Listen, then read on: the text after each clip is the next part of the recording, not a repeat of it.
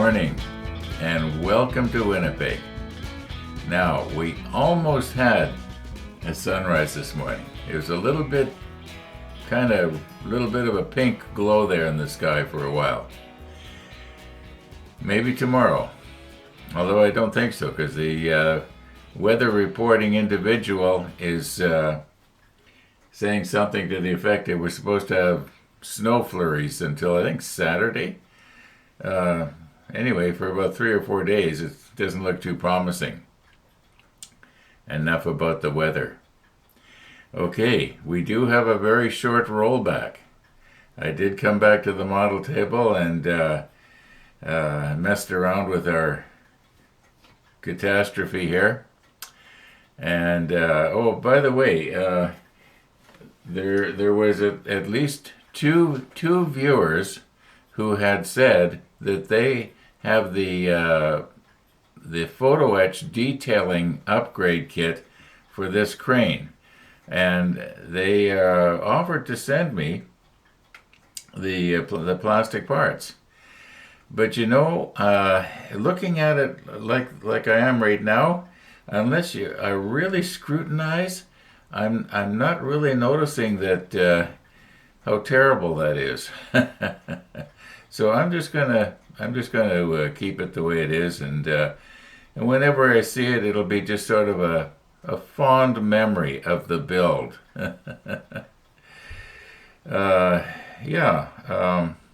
Thank you so much, though. That was really nice to offer. Really nice to offer.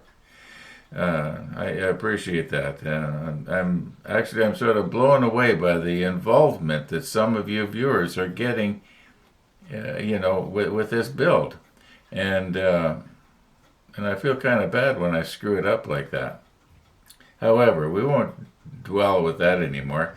I'm hoping that I can get to the end of step 8 today, which means that then we can decide what are we going to do about painting. I think the paint and marking guide was suggesting number 19, or was it 66? No, I think it was 19, which I've already got some. I think we'll get fresh stuff, but we're I'm gonna have to order paints and go to the hobby store. And anyway, let's roll back and see how it is we got to where we are right now. Now, I had forgotten in yesterday's episode that we were going to check the decal sheet, and we were going to look for the water level markings. And at first I thought, well, maybe they're white, like you can just barely make out the number 61 here in white. And I thought, well, maybe somewhere there's, but I'm just not seeing anything. I don't think there's any use putting on the macro lens because I think I would see them. So, but we do have like number 1, number 2, 3, 4, 5. Does that say 8 or 6? No, it says 8. Okay, 9, 10, 6, and 7. Now, number 11, it could be that they had intended to have them on the decal sheet. Or it is possible that number 11 would be on the Missouri's decal sheet. This one is the Iowa, of course. And it could be that the Missouri does have them, and there's an 11, hence the 11. That's about the only thing I can think of.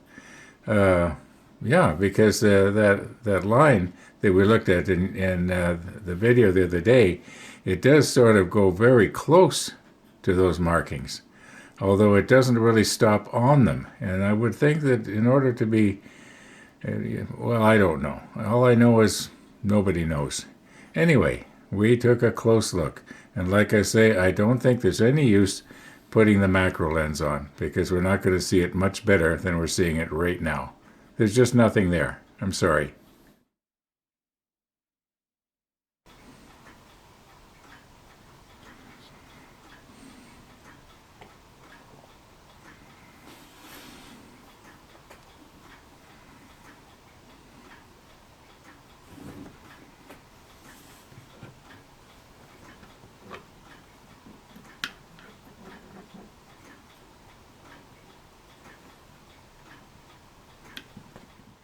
Now I'd like it to get grabbed by the rubber. Maybe these things work better on the other side. Let's give that a try.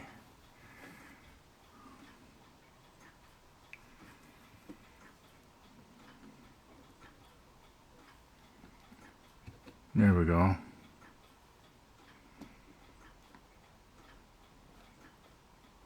No, that's not working either.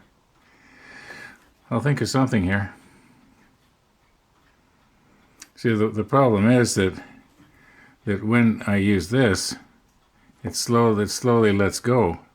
There's just too much leverage on that sticky surface.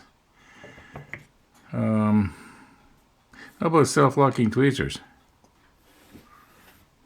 Where are they?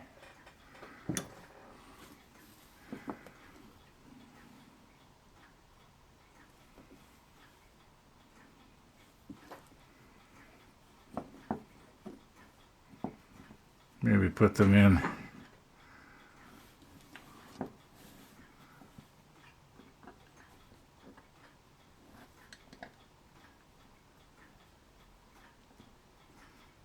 Or is that going to maybe ping out of there and wreck something? Okay, I got to come up with something better. Now, while I'm tinkering around and trying to think of something better and doing other stuff as well, I just happened to notice an Amazon truck coming down the street. Now, please don't think that all I do is sit in front of my monitor watching for something to happen. I just happened to see it happening. Anyway, he pulled in front of the house, stopped, and I thought, okay, this time for sure it's got to be our sharps box. But you know what? It's getting kind of late here as I'm talking to you. And we're going to have to open that in the morning. So we'll see you in the morning. Hello. Thank you.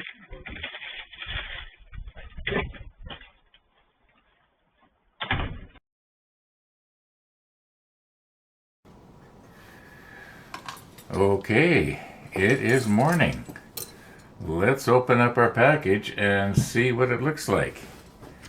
Now, I already sort of know, but it does seem to be smaller than what I thought it should be.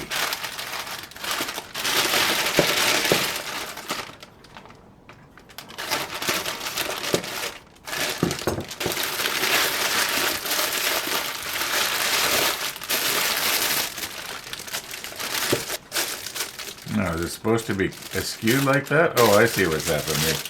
They got the top wedged in it.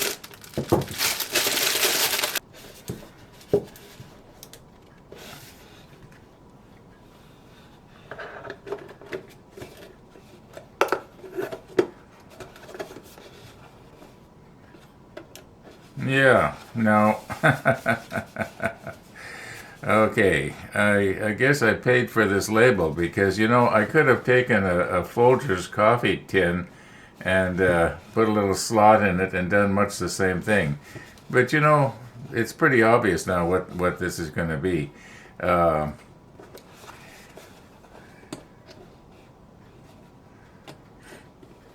see, this, I guess this is supposed to go... Okay, there we go. May as well try to make it look nice. Okay, the idea is, I guess, that you open these things up and drop it in. Oh, this is a... Yeah, that's... don't know what to say here. I don't know if I'm disappointed. I mean, I should have known for the amount of money, you're not going to get very much delivered to the door, but... okay, now... What I've got here is a dispenser for number 11 blades.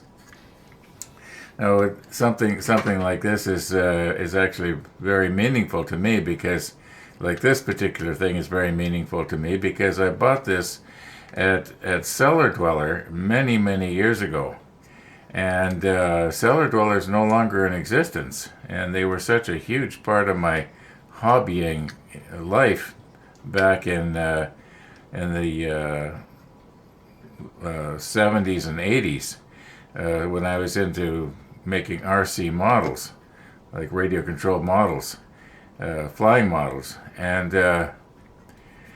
Yeah, so I beat a path to their door pretty good. So yeah, something like this is meaningful. I'm not going to throw it out. And I do recall that a few years ago, I took the back off here and I emptied out the.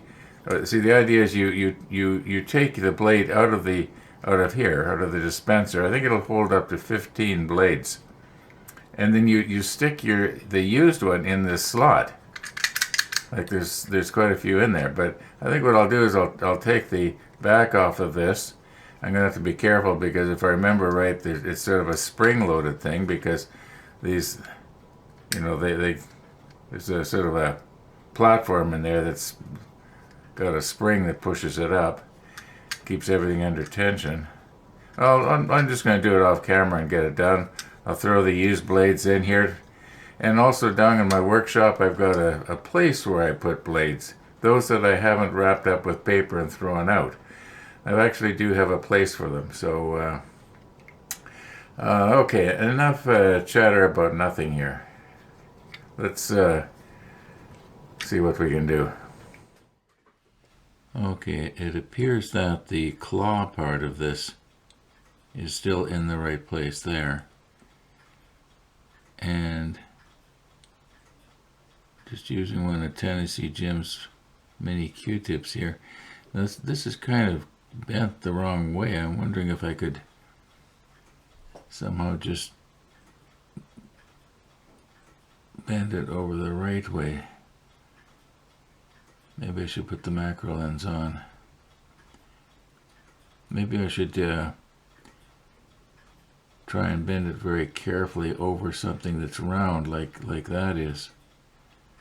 Just sort of, I don't know if I dare try to, I'm probably going to end up pulling it off of the top here. Actually, I think I got it a little bit, not very much. Now, I know that the drawing, the manual, it appears that you're supposed to put this in from underneath. I better quit poking at it here. It's supposed to actually go underneath here. At least that's the way the drawing appears. But I don't know if this is supposed to represent the top of the clevis, this round thing, or if that's supposed to represent a pulley. I would think it would be a pulley of some kind.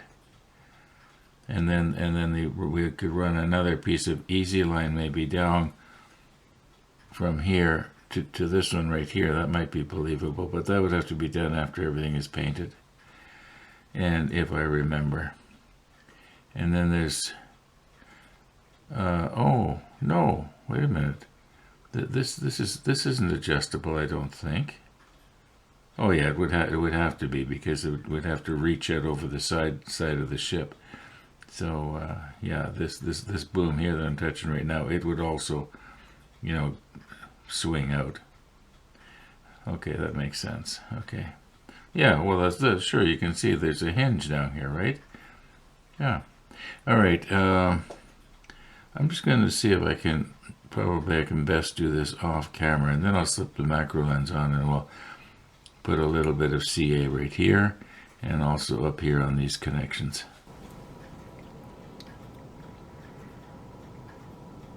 Okay, let's try not to knock this off now.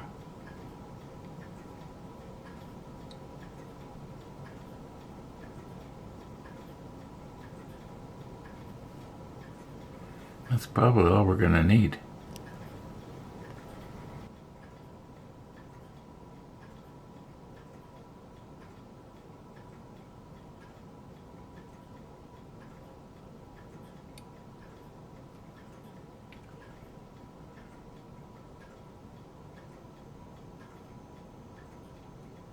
Oh, I broke it off the other end.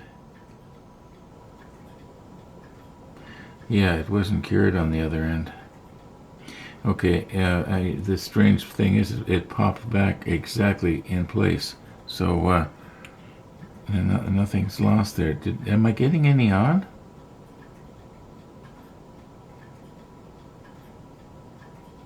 Oh yeah, I'm getting it on. Okay, let's maybe we'll put some curing agent on that one down in the bottom. Well, as long as we're here, let's put some curing agent on this one.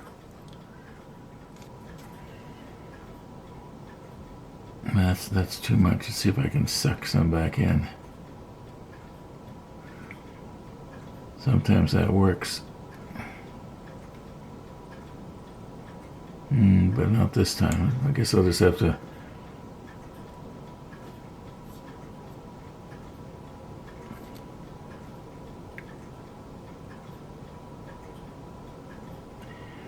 Okay.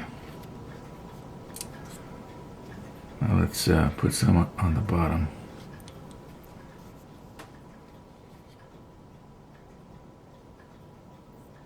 Ooh.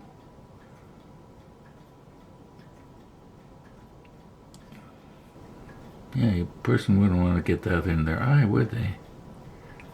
Okay, I'm pretty sure that's on there now. Let's tap it with Tennessee Jim's Q-tip here. Yeah. Okay, we'll swing it around now and do the other one at the top, and then we got it.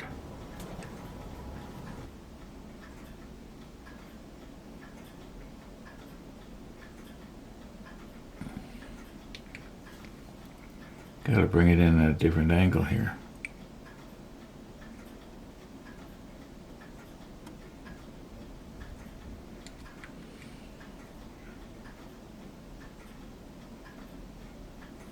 Okay. Okay, if you'll recall, we were talking about trying to get this in there and then not glue it in place. And that way we could swing the hook down at the right angle, but I don't think I can do this on camera. It's just too awkward here. I'm gonna have to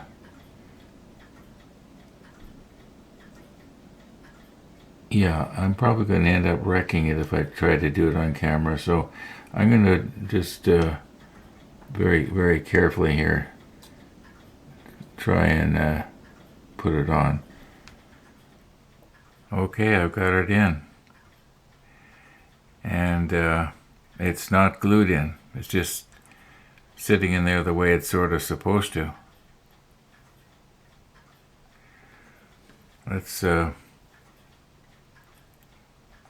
very carefully see if we can swing it down so that at least it'll be vertical now.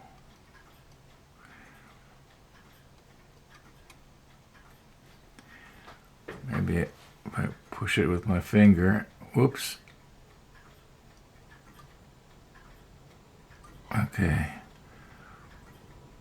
Yeah, that's pretty well straight up and down now. But I'm not sure if the base is the way it's going to be when it's mounted on the back of the ship. So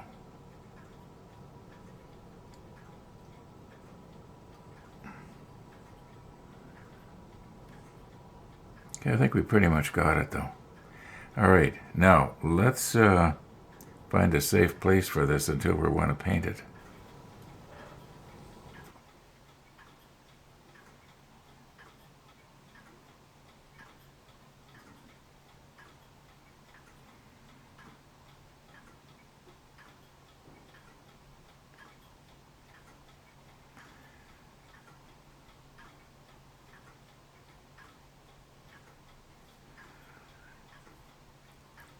Okay, now we'll find a safe place to put it.